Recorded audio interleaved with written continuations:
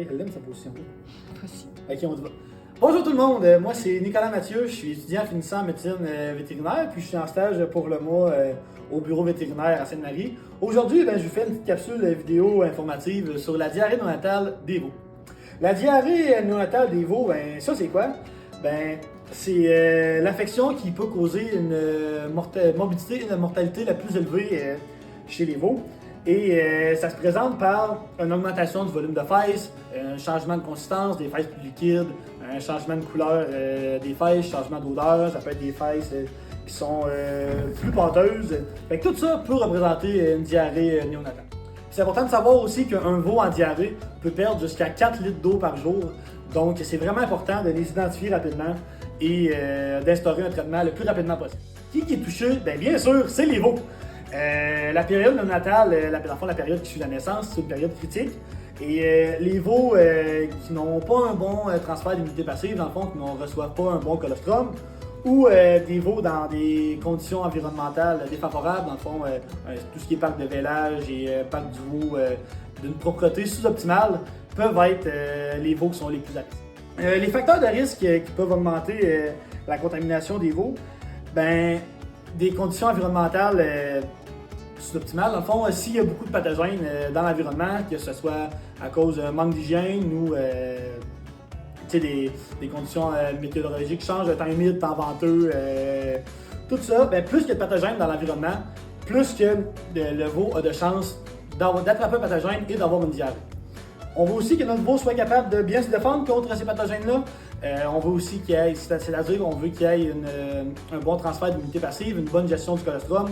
On veut qu'il y ait du colostrum en quantité suffisante, un colostrum de bonne qualité et assez rapidement suivant la naissance. Des veaux qui sont issus d'un vélage difficile, dans des parcs qui sont en surpopulation, un non-isolement des veaux malades peuvent aussi être des facteurs de risque pour la contamination des veaux. Si notre veau a une modification de son état général, c'est-à-dire son état de santé est sous-optimal, mais dans le fond n'est pas normal, tout ce qui peut être un veau qui reste couché, un veau amorphe, un veau avec les yeux creux, les yeux dans le fond de la tête, comme on dit en bon français, un pli cutané qui est augmenté,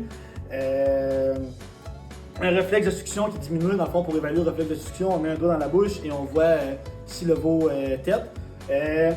Si, dans le fond, l'état général du veau est altéré, ça vaut la peine d'appeler un vétérinaire pour qu'il instaure une fluidothérapie. Par contre, si notre veau va bien, il est debout, il a de l'énergie, il se déplace bien, il a un bon réflexe de succion, à ce moment-là, dans le fond, si le seul signe clinique, dans le fond, la seule chose anormale chez le veau, c'est sa diarrhée et il n'y a rien d'autre de son état général qui est anormal, là, on peut essayer un traitement à la ferme. Dans le fond, le traitement à la ferme consiste à, sans avoir besoin d'appeler un vétérinaire, à donner du Calf-Lite pour les veaux. Ça, c'est des petites poches d'électrolytes. Je compare ça un peu à du Gatorade pour les veaux. Le petit sachet vaut une modique somme de 5 $. Comment on prépare ça, dans le fond? On met un sachet dans 2 litres d'eau qui est chauffée à 37-38 degrés. On met ça dans un biberon et on administre ça par la bouche au veau. L'idéal, quand on fait un traitement, c'est qu'on va chercher notre veau, on l'isole de la mère pendant 2 heures parce que ce petit produit-là peut interférer un petit peu avec la digestion du lait. On isole le veau de la mère pour pas qu'il tète pendant 2 heures. Après ça, on lui donne son biberon de Gatorade. Après ça, on attend une demi-heure et on le renvoie avec sa mère. Par contre, je sais que ça peut être difficile d'attraper un veau et de l'isoler comme ça. Si c'est trop difficile, c'est possible aussi de juste attraper le veau, lui donner son 2 litres d'électrolyte. Après ça, on le relâche avec sa mère. Et idéalement, on va faire ce traitement-là pendant 2 à 3 fois par jour, pendant quelques jours ou au moins jusqu'à la résolution de la diarrhée. Ça pourrait être pertinent de prendre un échantillon de fumier pour voir c'est quoi les pathogènes qui sont présents et mieux nous orienter dans le traitement et dans la prévention.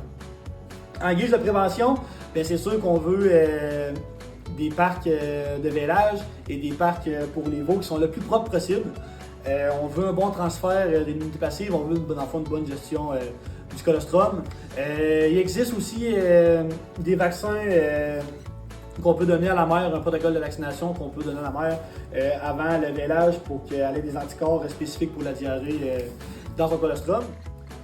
Dans le fond, comment que ça coûte tout ça, traiter un veau qui est en diarrhée? Ben, si on appelle le vétérinaire, ça inclut la visite, le temps, les fluides, un échantillon de fumier, puis quelques sachets de Caflight comme ça. Ça peut coûter autour de 450 à 550 $ pour le traitement, mais ça peut vraiment valoir la peine, sachant que le prix des veaux en encan sont de 2500 $ et plus. Si vous avez d'autres questions là-dessus, parlez-en à votre vétérinaire. Eux autres, ils connaissent ça en Christ.